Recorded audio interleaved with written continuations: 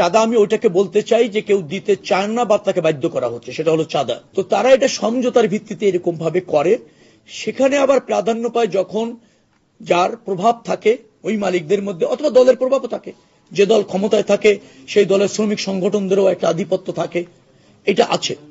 কিন্তু এইটা চাঁদা আকারে আমাদের কাছে দেখার সুযোগ হচ্ছে না, কারণ তারা সমঝোতার ভিত্তিতে করছে। চাঁদা, সড়ক পরিবহনের চাঁদা যেটা বলা হয়, সেভাবে আমি চাঁদা এই দেখছি না। সেটা হচ্ছে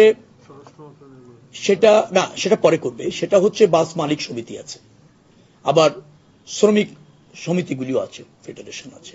তারা তাদের কল্যাণে, এটা একটা অলিখিত বিধির মতো, কোনো কোনো সময় তাদের কল্যাণেই তারা এটা ব্যয় করে, বিধায় কালেক্ট করে তাদের সম্মতিতে।